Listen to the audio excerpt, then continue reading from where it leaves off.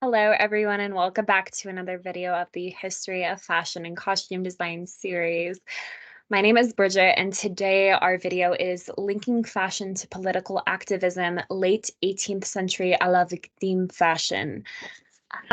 So during the later years of the French Revolution, which occurred 1789 to 1799, at the end of the 18th century, many fashionable young people of the upper and middle classes adopted a style called the à la victime, or like the victim. The fashion imitated the look of thousands of people who were executed by the government during the bloodiest period of the revolution. The French Revolution led to sweeping social changes in French society. The common people's dissatisfaction with the absolute monarchy of King Louis XVI, as well as economic inequalities and social injustice. The French participation in the American Revolution led to the brink of bankruptcy, and the Enlightenment movement was a long-term effect. The luxurious lives of the wealthy had created a great deal of anger among the French poor and middle class. This anger at the nobility exploded in many violent acts during the Revolution. Some of these acts, such as the opening of the great prison called the Bastille and acts on the homes of wealthy nobles, were carried out by mobs of poor people. Other acts, such as the Reign of Terror, which occurred September 5th, 1793 to July 27th, 1794, and other executions of enemies of the revolution were carried out by the new government with the support of cheering crowds. The Reign of Terror is the name given to a 9-month period when over 16,000 so-called enemies of the state were executed in a public square in Paris, France. These enemies, mostly wealthy nobility and royalty, were killed with a new machine called the guillotine, which executed people quickly and efficiently by dropping a heavy blade to slice off their heads. And here I have Liberty Leading the People, a very famous painting from 1830. And à la victime, translating to or like the victim. Um, this whole wonder of the modern marvel of this new killing machine, the guillotine, combined with the fear, the rage, and excitement aroused by all the deaths, led to this creation of fashion à la victime. So it was basically imitating the look of thousands of people who were executed by the government. And here I have this wonderful modern rendition of different characteristics of a la victime fashion. Um, so starting first and foremost, their scarlet red ribbons were commonly worn and became stylish, worn around the neck to imitate where the guillotine sliced the neck and indicated the bloodline where the head was cut.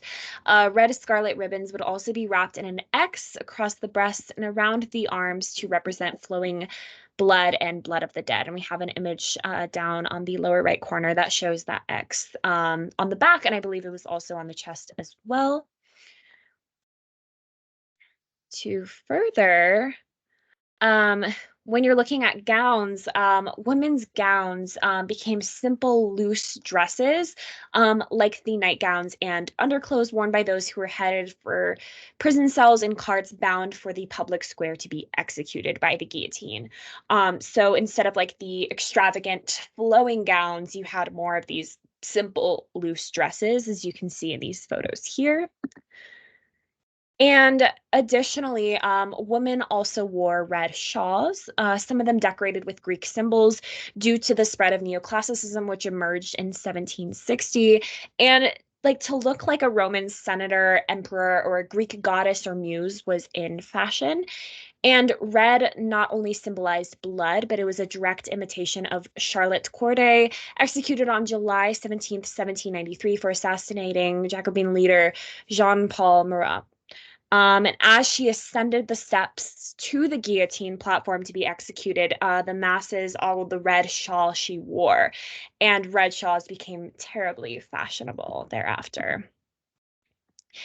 And one of the most popular forms of a la victime fashion is hair and hairstyling. So the white powdered rigs of that men wore were removed, leaving natural hair exposed.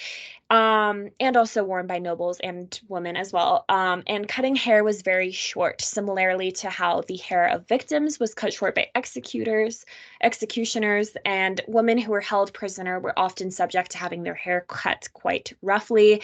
And in an attempt for them to lessen their pain, many of the condemned women cut their own hair into these short hairstyles. And this look was called the Titus, so named after a previous haircut trend for men. And we might call this like a rough pixie cut. And it was just done to ensure that nothing interfered with the blade of the guillotine. And I really wanted to pull in the film Napoleon from 2023 and its costume design because I just thought it was really interesting. I haven't actually seen this movie yet, but judging off of film stills and just like doing some research on this film really captures the history of fashion in France in a very exceptional manner.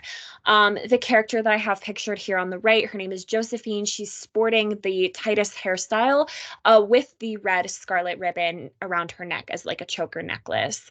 Josephine also wears an not emperor, an empire style dress during part of the film, and the empire silhouette contributed to making clothes of 1795 to 1820 period generally less confining and cumbersome than the high fashion clothes of the earlier 18th and 19th centuries. So I have this image of this French lady from 1808, and this is in the Empire style dress, often accompanied by a shawl or similar wrap. And then we have this film still of Josephine from the Napoleon movie in this Empire style dress. And to conclude, I have my works cited here. I read these five resources that I thought were really, really great to really deep dive into. There's so much more out there, but these five really stood out to me to looking at this fashion. Um, so thank you so much for joining me. This was a very brief, short overview for this week. If you have any questions, comments, concerns, anything, just feel free to drop it in the comments below. Shoot me a message. I will absolutely respond and try to get back to you. So yeah, thank you so much for watching. I appreciate it.